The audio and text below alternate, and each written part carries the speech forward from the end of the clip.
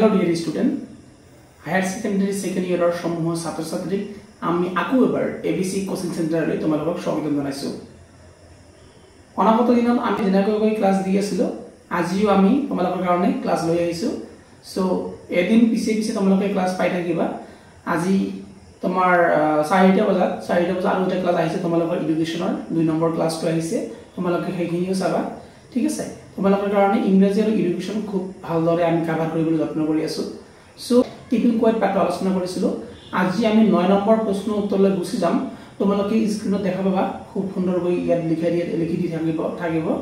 Okay, so আজি আমি directly 9 number প্ৰশ্নলৈ গুছি যাম। তোমালোকে যদি আমাৰ আগৰ ক্লাছবিলাক চোৱা নাই দেন তোমালোকে আগতে তোমালোকৰ আগৰ ক্লাছবিলাক চাই লবা। ওকে, সো কোৱেশ্চন নম্বৰ 9 টো কি কৈ আছে? What is the significance of the phrase on the face of the earth in Neruda's poem?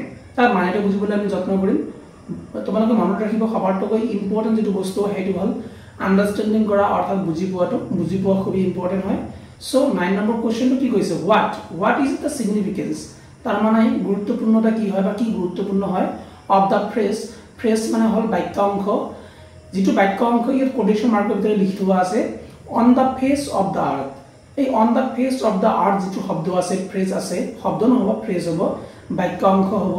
এই বাক্য অংশটো আমাৰ নেৰুদাৰ পয়েমত কি বুজাই আছে বা কি গুৰুত্বপূৰ্ণতা লাভ কৰিছে? সো এনসাৰটো কি কৈ আছে?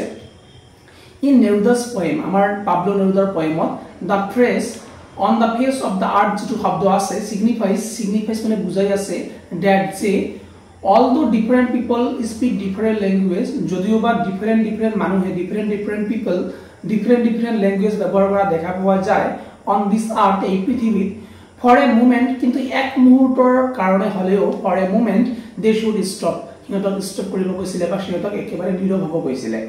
stop talking মানে হল যে কথা ক'বলৈ মানা কৰিছিলে বা এটা মুহূৰ্তৰ কাৰণে অন্তত কথা ক'বলৈ বাধা কৰিছিলে। in different language কৈছে যে different language তোমালোকে কথা কোৱা বন্ধ কৰা বা একেবাৰে গোটেই পৃথিৱীখন কি হৈ যাব সাইলেন্ট হৈ যাব বা কথা কোৱা একেবাৰে বন্ধ কৰা সকলোৱে এক সময়তে বন্ধ কৰিব কথা কৈছিলে। ঠিক আছে, okay. Stop talking in different languages and remain silent for a second। কৈছে যে অলপ সময়ৰ কাৰণে অৰ্থাৎ সেকেন্ডৰ কাৰণে হলেও তোমালোকে কি হৈ যাবা সাইলেন্ট হৈ যাবা বা নীৰৱ হৈ যাবা, এই কথাখিনি কৈ আছিল। সো ইয়া হল 9 নম্বৰ। আই হোপ তোমালোকে বুজি পাইছে। যদি বুজি পোৱা নাই দেন তোমালোকে কমেন্ট কৰিব পাৰা বা ডাইৰেক্টলি ফোন কল কৰিব পাৰা। Okay, after that question number 10। Okay, what is the meaning of one no track with death? এটো আমাৰ কি হল আছে কোটেশন মাৰ্কৰ ভিতৰত আছে। কি কৈছে? What is the meaning to কি, মানেটো কি of one no track with death, অৰ্থাৎ মৃত্যুৰ লগত কোনো ধৰণৰ যে তেওঁ ট্ৰাক কৰিব নিবিচাৰে, অৰ্থাৎ তেওঁ যে কোনো ধৰণৰ চুক্তি কৰিব নিবিচাৰে সেই কথাটো কৈ আছে। কি কৈছে? এইটো মানেটো আমাক উলিয়াব কৈছে বা আমাক এইটো মানেটো কি হয় একচুয়ালি সেইটো ফাইন্ড আউট কৰিব কৈছে। সো এনসাৰটো চাও দিয়া। by the quoted expression, যেটো আমাৰ কোটেড কৰা অৰ্থাৎ উদ্ধৃতৰ ভিতৰত যেটো আমাৰ এক্সপ্ৰেশন আছে, যেটো আমাৰ বাক্য অংশ আছে of the poet Neruda means মানে বুজাই আছে নেৰুদাই কি বুজাই আছে that যে he does not advocate total inactivity। তেওঁ total inactivityৰ কথা কোৱা নাই, তেওঁ totally inactivityৰ কথা কোৱা নাই, অৰ্থাৎ একেবাৰে সববিলাক বস্তু বন্ধ হৈ যাব সেইবিলাক কথা কোৱা নাই। which bring death, আৰু টোটাল ইনএক্টিভিটি কেতিয়া হয়? যেতিয়া মানুহৰ মৃত্যু হৈ যায়, ডেথ হৈ যায়, তেতিয়া হে টোটাল ইনএক্টিভিটিটো হয়। গতিকে নেৰুদাই একবাৰো কোৱা নাই বা এবাৰো কোৱা নাই যে টোটাল ইনএক্টিভিটি হ'ব লাগে বুলি। ওকে, সো ইয়া হল আমাৰ 10 নম্বৰ কোৱেশ্চন। আই হোপ তোমালোকে বুজি পাইছা। ওকে, যদি বুজি পোৱা নাই আকৌ এবাৰ ৰিপিট কৰি শুনি পিনে প্ৰত্যেকটো শব্দৰ যেটো মিনিংটো আছে মিনিংটো জানিবলৈ যত্ন কৰিবা। দৰকাৰ পৰিলে নোট বনাই লৈ পিনে তাতে তলত সুন্দৰকৈ লিখি ৰাখিবা যে এই শব্দটোৰ একচুৱেল মিনিং কি। ওকে, আফটাৰ দ্যাট তাৰপিছত কি কৈ আছে? read the following extract and answer the question that follows। তলত দিয়া যিখিনি আমাৰ এক্সট্ৰাক্ট কৰি থোৱা আছে, যিখিনি আমাৰ ষ্টেঞ্জা সেইখিনি আমাক কৰিব কৈছে আৰু তাৰ তলত যিখিনি প্ৰশ্ন দিয়া আছে সেই প্ৰশ্নবিলাক আমাৰ আনসাৰ কৰিব লাগে। সো ইয়াত কোটেশন মাৰ্কৰ ভিতৰত কি আছে? those who prepare green wars, সেইবিলাক ব্যক্তি যিসকল ব্যক্তিয়ে গ্ৰীণ ৱাৰৰ কাৰণে প্ৰিপেয়াৰ কৰে বা আমি গ্ৰীণ ৱাৰ বুলি ক'লে আমি সেউজীয়া যুদ্ধৰ কথা ক'ব পাৰো। gas with the fire কৈ আছে যে গ্যাসৰ লগত যুদ্ধৰ কথা কৈ আছে, অগ্নি বা ফায়াৰৰ লগত যুদ্ধৰ কথা কৈ আছে। victory with no survivor, তেওঁলোকে জয় লাভ কৰিব নিশ্চিত ৰূপে কিন্তু তাত কোনো ধৰণৰ কি নাথাকে সাৰ্ভাইভাৰ নাথাকে, অৰ্থাৎ জীৱিত অৱস্থাত কোনো নাপায়।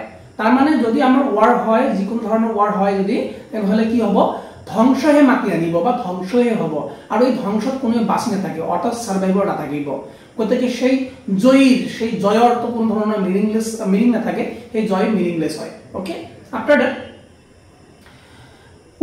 put on clean cloth আৰু সিহঁতে কেনেকৈ ধৰণৰ কাপোৰ পৰিধান কৰে ক্লিন ক্লথ পৰিধান কৰে অৰ্থাৎ পৰিষ্কাৰ কাপোৰ পৰিধান কৰে in the shade doing nothing আৰু সিহঁতে ছায়াত থাকে অৰ্থাৎ সিহঁতে আতৰত থাকে যিখিনি বস্তু হৈ থাকিব যিখিনি ওয়াৰ হৈ থাকিব ওয়াৰ ডাইৰেক্টলি পাৰ্টিসিপেট নকৰে সিহঁতে আতৰত থাকে বা আৰত থাকে আৰু ডুইং নাথিং আৰু সিহঁতে একো নকৰে এই কথাখিনি কৈ আছে সো ইয়াত থকা যেটো আমাৰ এ নম্বৰ কোশ্চেন আছে ডাইৰেক্টলি আমি এ নম্বৰ কোশ্চেনটোলৈ গুচি যাম so what are the different kind of war mention by the poet in the pages এই পেজেসটোত এই স্টেঞ্জাটোত আমাৰ কবিয়ে কেনেকুৱা ধৰণৰ ওয়াৰৰ কথা কৈ আছিল বা কেনেকুৱা ধৰণৰ যুদ্ধৰ কথা কৈ আছিল so answer Pablo Neruda point out কৰিছিল বা দেখুৱাই দিছিল three kind of war অৰ্থাৎ তিনি ধৰণৰ যুদ্ধৰ কথা কৈছিল number 1 green war number 2 war with gases আৰু নাম্বাৰ 3 war with fire অৰ্থাৎ গ্ৰীণ ওয়াৰৰ কথা কৈছিল আৰু গ্যাস দি পিনে যুদ্ধৰ কথা কৈছিল আৰু অগ্নি দি পিনে আগুন দি পিনে জুই দি পিনে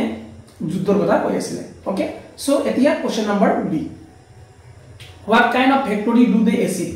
সিহঁতে কেনেকুৱা ধৰণৰ ফেক্টৰী জয়লাভ কৰিব ফেক্টৰী মানে জয়লাভ কৰা কেনেকুৱা ধৰণৰ ফেক্টৰী লাভ কৰিব বা কেনেকুৱা ধৰণৰ জয়লাভ কৰিব so they achieve the kind of factory সিহঁতে এনেকুৱা ধৰণৰ ফেক্টৰী লাভ কৰিব বা জয়লাভ কৰিব to celebrate which there will be no survivor যেটো ফেক্টৰী সেলিব্ৰেট কৰিব কাৰণে অৰ্থাৎ উদযাপন কৰিব কাৰণে আনন্দ উল্লাস কৰিব কাৰণে কোনো ধৰণৰ সাৰ্ভাইভাৰ অৰ্থাৎ কোনো ধৰণৰ তোমালোকে ক'ব পাৰা যে জীবিত ব্যক্তি না থাকিব এনেকুৱা ধৰণৰ ফেক্টৰীৰ কথা কৈ আছিল okay after that C number what would the warmonger do যিসকলে ওয়াৰ মঙ্গাৰ আছে যিসকল যুদ্ধ বিচাৰে যিসকল ব্যক্তি যুদ্ধ বিচাৰে সিহঁতে কেনেকুৱা ধৰণৰ ব্যক্তি হয় বা সিহঁতে কেনেকুৱা ধৰণৰ কি কৈ আছে what should the warmonger do সিহঁতে কি কৰে বুলি কৈ আছে okay the warmonger should put on clean cloth warmonger সকলে যিসকল যুদ্ধ বিচাৰে সিহঁতে কি পৰিধান কৰিব ক্লিন ক্লথ পৰিধান কৰিব অৰ্থাৎ পৰিষ্কাৰ বস্ত্ৰ পৰিধান কৰিব এন্ড কাম আউট আৰু লৈ আহিব আগত আহিব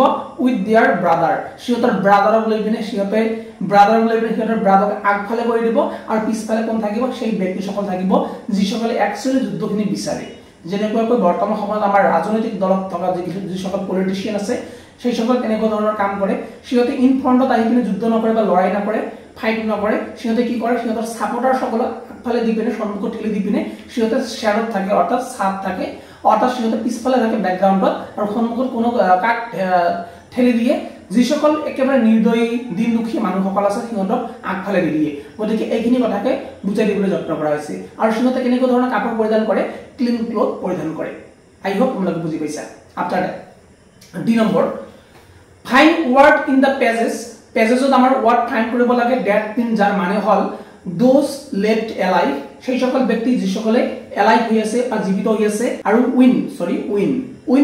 উইন মানে কি আৰু দোজ লেফট এলাইভ এই শব্দৰ মানে কি দোজ লেফট এলাইভ এই শব্দৰ মানে হল সাৰ্ভাইভাৰ মানে বৰ্তমান সময়তো বাসি নাই বুলি আমি ক'ব পাৰো বা বাসি আছে বুলি ক'ব পাৰো তেনেকুৱা ধৰণৰ এটা শব্দ যেনেকৈ সাৰ্ভাইভ কৰা মানে বাসি থকা ঠিক আছে তেনেকুৱা ধৰণৰ বুজায় ওকে সো লেফট এলাইভ মানেও বাসি থকা বুজাই আছে আৰু উইন মানে তো জানাই তোমালোকে উইন মানে জয়লাভ কৰা আৰু জয়লাভ কৰাক আমি এই স্ট্যান্ডাৰ্ডত আমি এটা শব্দ পাইছিলো যেটা শব্দ হল ভিক্টৰি শব্দটো জয়লাভ কৰাকে বুজাই আছে আই হোপ তোমালোকে বুজি পাইছা এতিয়া ই নম্বৰ কোশ্চেনটোলৈ যাওঁ আমি সো ই নম্বৰটো কি কৈছে what are the brother mention in the standard কোনবিলাক ব্ৰাদাৰৰ কথা ইয়াত মেনশন কৰা আছে বা ইয়াত কৈ আছে so all the people of the earth পৃথিৱীৰ যিমান বিলাক মানুহ আছে পিপল আছে সববিলাককে একেলগে কি বুলি কৈ আছে ব্ৰাদাৰ বুলি কৈ আছে বা all the people of the earth are referred মানে বুজাই দিয়া বা বুজিও হৈ আছে as brother হিচাপে বুজাই দিয়া আছে ওকে ইন দা স্ট্যান্ডা এই স্ট্যান্ডা সকলো বিলাক পৃথিৱীৰ সববিলাক মানুহকে